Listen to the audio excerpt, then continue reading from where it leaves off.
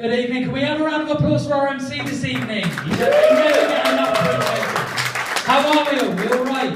Back into the swing of things of a new term.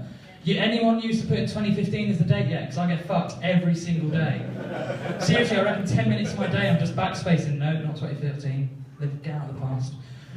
All over Christmas. Everyone have a nice Christmas? It's a bit late to talk about it, but I've been lazy, so I'm still gonna. I haven't been busy. I've had a busy. I can't speak today. I don't know what it is. For Christmas this year, my dad thought it would be a good idea to get me one of these. Now, this is called an up band with motion technology. I don't know what that is either. No, it's not. You're going to hear why very well it's not. This up band tracks my steps, my sleep, and my calorie intake. Right, so I see where I've been, how long I'm stuck. You think, oh, that's quite good, that's useful. No, it feels like I've been released on bail with tag from Weight Watchers. I can't fucking walk past Greggs without the thing buzzing. Oh, shit. Seriously, when they do their annual return, they're going to realise a big drop. Alright. So it's New Year, 2015 now, as I've just mentioned. Thought I'd join the gym. Yeah. Sat in an induction. They sat me down in the induction in the gym. They sort of talked you through it. So what's your goal here? What do you want to achieve? So I thought honesty is the best policy. And I was like, well, I'm going to be honest, Jamie. I just want to get laid more. And then she goes, okay, weight-wise. And she said, oh, well, as soon as possible, if I'm honest. And then she taught me through the different machines. She was like, okay. And I'd used some of these machines before. Don't look at me like that. I am. And then she was like, no. She laughed at me, and then she got a colleague to come over, and he's like, oh, so he's used the machines before. It was like a fucking inside joke. It was horrible. I don't like the gym. I don't really enjoy it. It's like I feel like I'm 3 minutes away from cardiac arrest at any given point. I think the gym, they say about the gym, the first time you go, a few days later it's really hard. I'm sure we've got people here that go to the gym, yeah? You know, oh, it's really hard. You know, you'll go again and it'll be really hard. You go again and it'll be a little bit easier, but it'll still be really hard. You know, you keep doing it, it'll get easier and easier. That's the point, isn't it? But to me, that's the same as serial killing.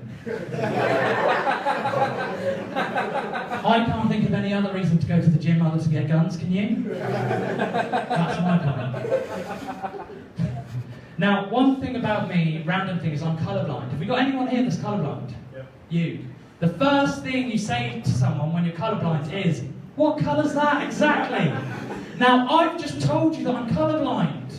So you're either trying to prove me wrong or mug me off. Is there some sort of joke I don't know about? Like, he's colourblind, one mug. No. Imagine if you met Stevie Wonder. Oh, you know, I love your music. You're you're incredible.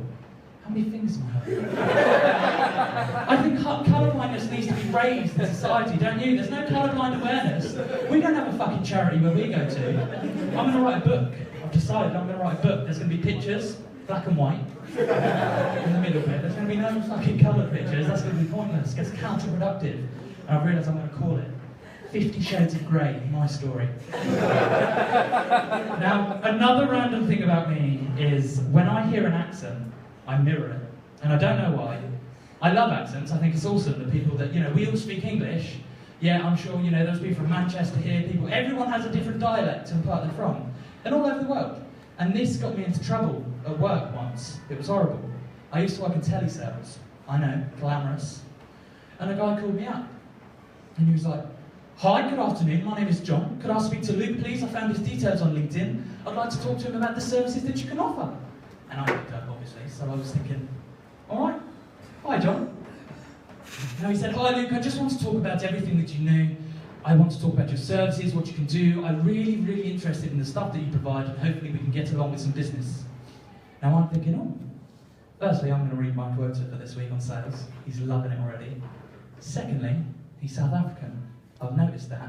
Don't fuck it up, Luke. So what do I reply? Hi John, it's Luke. Yes, I can talk you through everything that you need to know. Just talk to me about what you want to do and we'll get there. And then he said, Luke, is that a South African accent I can hear? What part of South Africa are you from? Now, I don't know a lot about South Africa. I know it's a place. I know people live there. But other than that, not a lot. So I go with what most people, I imagine, would go with. Cape Town. I'm from Cape Town. What does John say? No way! I'm from Cape Town. What part of Cape Town are you from? Now, I imagine Cape Town's a pretty big place. I still don't know anywhere of it. I know there's a mountain there somewhere. So I'm from the north of Cape Town, John. North of Cape Town. No way, Nick. I'm from the north of Cape Town. What township? We must have some mutual friends. Now I'm shitting it. Can anyone tell me a district in Cape Town?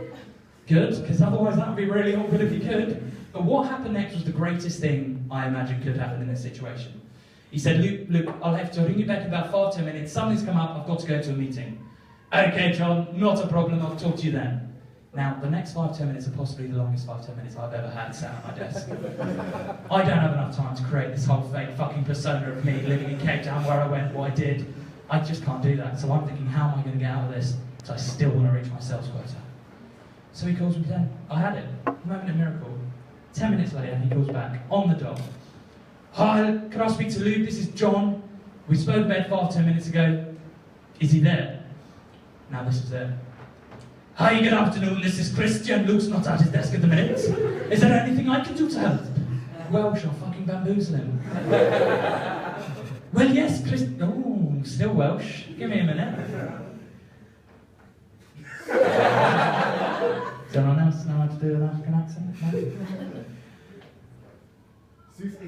Yeah, South Africa, that's it. I've got right back into it. Thank you very much, Heisenberg. So, yes, I'd love to talk to you about the services. We spoke to Luke briefly, but I really want to know what you can offer. But before I start, is that a Welsh accent I can hear? You've got very multicultural of us. Yes, I'm from Cardiff, John. That's we're born and raised in the valleys. It's probably not in the valleys again, my geography is shit. Don't call me out. It might be. To me it is. My wife, she's from Cardiff. I can't believe this is something is in the water today, right? I hung up. Now, as you probably imagined, I'm not the most intelligent guy. I've probably given off that vibe already. I've never been the sharpest tool in the shed, so to speak. Apart from once, at school, my teacher sat me down. She said, Luke, I'd just like to let you know, you have got the highest test results in your whole year group. Now, I must have cheated. I don't even know what a BMI test is.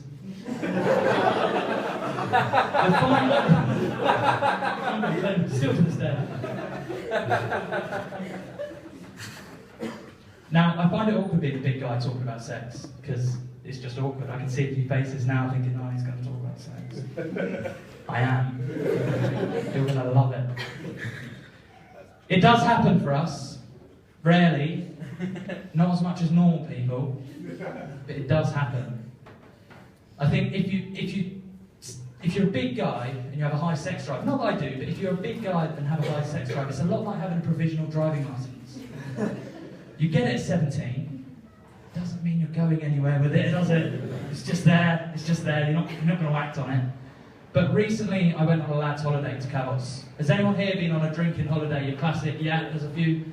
Now, before I went to Cavos, my mum, she took me aside, because all the lads before you're like, I'm going to get the shat on holidays, is it going to happen? I was thinking probably not, but I'm going to give it a go. She took me aside and she said, Luke, I've seen what happens in these places, and I just want to give you a bit of advice. Just think, any girl that's willing to sleep with you, willing being the operative word here, just think what else she's probably slept with. Now, my mum genuinely said that. So off I go to Cavos, fucking brimming with confidence. Now, we probably weren't at the mental age, my group of lads, to go to Cavos. I take that because 3 of us out of the 6 brought Lego onto the plane to play with. But we were going to give it a go. Now, the first night, I was in one of the bars and I thought, just going to try and get it over with. So I saw a girl and I was like, oh, she looks alright. So I went over. Now, I was like, what do do I say to her? And I realised, I still had a piece of Lego in my pocket, didn't I? So I thought on the spot here, and I thought I was going to be really charming, really smooth. So I just went over, got my hand, put the Lego in it, and I just whispered in her ear, let's use this to put a life together.